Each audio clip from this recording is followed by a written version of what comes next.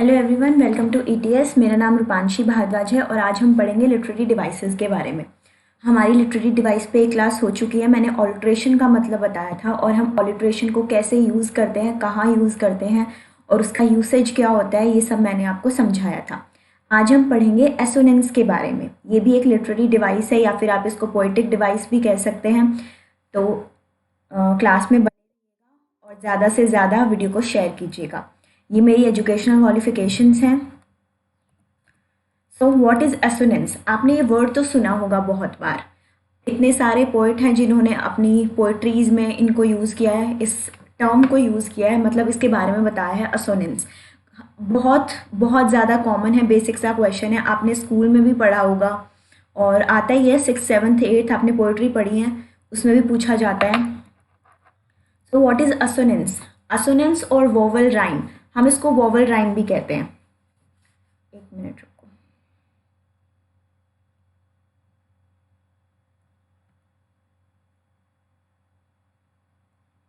अच्छा, ये vowel rhyme कैसे हुई? असोनेंस हमारा वोवल राइम कैसे हुआ? क्योंकि ये हमें क्या बताता है, हमें इस पर क्या फोकस करना है। इसमें हमें सिर्फ ये देखना है कि वोवल की साउंड आनी चाहिए। अगर किसी भी सेंटेंस में, किसी भी फ्रेज में हमें वोवल की साउंड आ रही है, वो असोनेंस होगा। हमने जो ऑलिट्रेशन पढ़ा था उसमें क्या था, उसमें कॉन्सोनेंट साउंड पे हमें फोकस करना था, लेकिन इसमें हमें कॉन्सोनेंट साउंड पे फोकस नहीं करना है, इस पे हमें वोवल की साउंड पे फोकस करना है। अच्छा, कितने टाइप के वोवल्स होते हैं, कितने वोवल्स होते हैं? आपने ये तो स्कूल में भी पढ़ा होगा, सबको पता है, बेसिक सा क्वेश्चन है।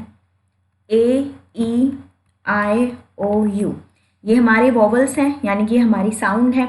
अब हमें सिर्फ ये देखना है कि जहाँ पे भी बार बार रिपीट हो रही होती है वोवल साउंड, वो हमारा एसोनेंस होगा। Vowel rhyme is the repetition of vowel sounds across a line of text or poetry.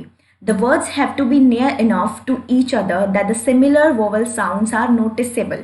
अच्छा, ये देखिए, जैसे ये वाला हमारा सेंटेंस है, go slow on the road. आपको इसमें देखना है कि साउंड किसकी आ रही है।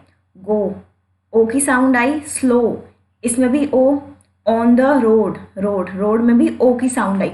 तो बेसिकली हमें किसकी साउंड आ रही है, ओ की साउंड आ रही है। जैसे हमारा गो था, इसमें भी ओ की साउंड आ रही है, इसमें भी ओ और इसमें भी ओ। तो ऑब्वियसली ये हमारा क्या होगा, असोनेंस होगा। जिसमें भी सेम वोवल साउंड बार बार रिपीट हो रही होती है, वो हमारा क्या होता है, वो हमारा एसोनेंस होता है। अब सेकंड वाला एग्जाम्पल देखते हैं। इसमें किसकी साउंड रिपीट हो रही है, ई की। ध्यान से देखिएगा, sell the wedding bells. Sell, sell, E, sell, wedding, व, ई, यहाँ पे भी ई की साउंड आ रही है। सेल, वेडिंग, बेल्स, ब, इसमें भी ई की साउंड आ रही है। तो कौन सी साउंड बार बार रिपीट हो रही है, सेल, ई, सेल, एल, ए की साउंड रिपीट हो रही है, ए। आगे आपको समझ में, ये वाली साउंड बार बार रिपीट हो रही है, तो ये हमारा क्या होगा, असोनेंस होगा। बस एक बेसिक सी बात आपको याद रखनी है, ये जितना भी है ना, ये वाला जो असोनेंस है, ऑलिट्रेशन है, ओनोमेटोपोए है, कॉन्सोनेंस है, इसमें क्या होता है, ये साउंड से रिलेटेड होता है। तो ये हमारा सेकंड पार्ट है, साउंड से रिलेटेड जो हमारी लिटरेरी डिवाइसेस होती हैं। फर्स्ट ऑलिट्रेशन था, सेकंड असोनेंस है। आपको सिर्फ ये देखना है, इसका बेसिक सा डिफरेंस है दोनों में। ऑलिट्रेशन में हमारी कॉन्सोनेंट साउंड रिपीट होती है, लेकिन हमारा असोनेंस में क्या होता है, एसोनेंस में हमारी वोवल साउंड रिपीट होती है। The etymology of assonance is the Latin assonare meaning to sound. अब देखिए, ये जो एसोनेंस है, ये कहाँ से आया है, लैटिन वर्ड है एसोनेर, जिसका मीनिंग क्या होता है, टू साउंड। बस हमें साउंड पे फोकस करना है। इन शॉर्ट ये ना, जो ये वाली लिटरेरी डिवाइस है, ये साउंड बेस्ड है। कुछ कंस्ट्रक्शन बेस्ड होती हैं, कुछ हमारी कंपैरिजन बेस्ड होती है, ये वाली हमारी साउंड बेस्ड है। इस टाइप का भी क्वेश्चन पूछा जाता है कि ये कौन सी वो साउंड, कौन सा वो पोएटिक डिवाइस है जो साउंड से, मतलब साउंड के ऊपर बेस्ड है। तो आपको कुछ ऑप्शंस दिए जाएंगे, जैसे मेटाफर दे दिया, साइनेडकी दे दिया और मेटोनमी दे दिया, एसोनेंस दे दिया। तो इसका आंसर आपका एसोनेंस होगा। तो आपको ये भी याद रखना पड़ेगा कि पोएटिक डिवाइसेस किस चीज़ पे, मतलब किस पे बेस्ड है। जो भी हमें दे रहे हैं वो टर्म, वो कौन सी स्ट्रक्चर पे बेस्ड होगी, तो आपको ये भी याद रखना है। अब देखिए, the repetition of similar vowel sounds specially in a line of poetry. Poetry में भी तो यूज होता है, ये क्या होता है, उसमें सिमिलर वोवल साउंड्स का बार बार क्या होता है, रिपीटिशन होता है। ये हमारी वो है, साउंड्स है, ये आपने पढ़ा होगा, ए, ई, आई, ओ, you. O, A, I, you, ई, ये हमारी वोवल साउंड्स है। अब ये कुछ एग्जाम्पल दे रखा है, the rain in Spain falls mainly on the plain. अब आप देखिए बार बार किसकी साउंड आ रही है, एन, द रेन, ए की साउंड आ रही है, ए, इन स्पेन, इसमें भी ए की साउंड आ रही है, मेनली, में, ए, इसमें भी ए की साउंड आ रही है, और प्लेन में भी ए की साउंड आ रही है।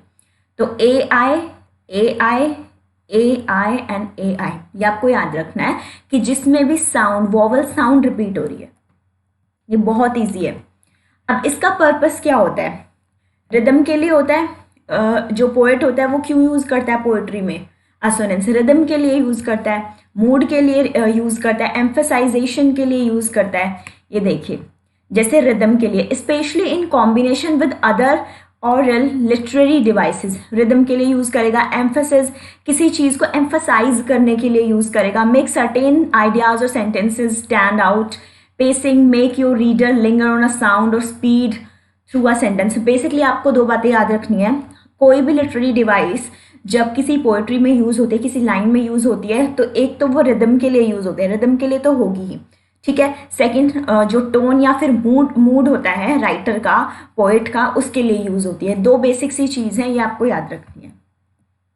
Many famous poems showcase assonance example. अब मैंने ये एग्जाम्पल दिया विलियम वर्ड्सवर्थ की, आपने ये पोइट्री पढ़ी होगी, बहुत मेन पोइट्री है ये इनकी, जो जिसमें से क्वेश्चंस पूछे भी जाते हैं एग्जाम में। I wandered lonely as a cloud, इसका एक नाम था दूसरा, ये तो इन्होंने चेंज कर दिया था ना, एक नाम हो रहा है इसका, या मुझे कमेंट सेक्शन में बताएंगे। विलियम वर्ड्सवर्थ की ये जो पोएम है the wandered lonely as a cloud, इसका एक और नाम है, वो आप मुझे कमेंट सेक्शन में बताएंगे। I wandered lonely as a cloud, इसमें देखिए किसकी साउंड आ रही है, I wandered lonely as a cloud, O की साउंड आ रही है। That floats on high over vales and hills, इसमें भी ओ की आ रही है, दैट फ्लोट्स, ओ की साउंड आई, इसमें भी ओ की आ रही है, over. When all at once I saw a crowd, I host of golden daffodils, host daffodils, O, इसमें भी ओ की आ रही है, गो, इसमें भी ओ की आ रही है। तो आपको ये बेसिक सी चीज़ है जो याद रखनी है, जो साउंड से रिलेटेड होगी वो हमारा एसोनेंस होगा। इसमें भी ओ हो गया, ओ की साउंड, इसमें भी ओ की साउंड, और इस वाले में भी ओ की sound. Beside the lake, beneath the trees, beneath trees, B, E की साउंड आई, ट्रीज में भी ई की साउंड आ रही है। Fluttering and dancing in the breeze, इसमें भी ई की साउंड आ रही है। तो आपको बस ये याद रखना है कि इसमें वोवल साउंड होती है।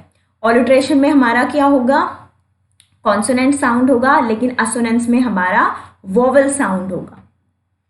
आपको ये कंफ्यूज नहीं होना है, अगर हमारा जो कॉन्सोनेंट है वो अलग है, कुछ लोग होते हैं जैसे ट्राई हो गया, जैसे मैंने लिखा है यहाँ पे ट्राई, ठीक है, और ट्राई के साथ आप कुछ भी लगा सकते हैं, जैसे ड्राई हो गया, तो इसमें भी वाई, इसमें किसकी साउंड आ रही है, आई, ट्राई, ड्राई, आई।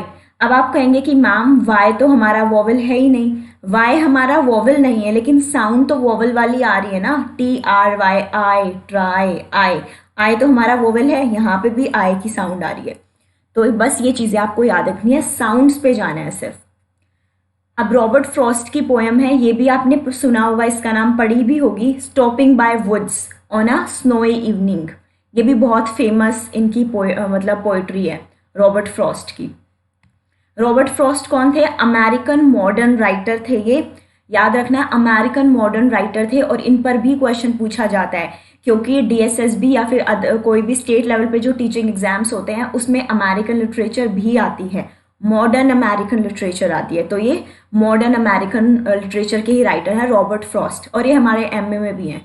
आपने MA इन इंग्लिश अगर किया है तो उसमें भी रॉबर्ट फ्रॉस्ट के बारे में है अमेरिकन लिटरेचर में। He gives his harness bells a shake, he gives his harness bells a shake। ये देखिए इसमें भी ई की साउंड आ रही है, इसमें भी ई की साउंड आ रही है। To ask if there is some mistake, the only other sounds the sweep of easy wind and downy flake, the woods are lovely dark and deep। इसमें किसकी साउंड आ रही है, आर, इसमें भी आर डार्क, आ की साउंड आ रही है, इसमें भी आ की साउंड आ रही है। But I have promises to keep and miles to go before I sleep. आप इसको ऐसे भी ले सकते हैं, कीप, इसमें भी ई की साउंड है, इसमें भी ई की साउंड है।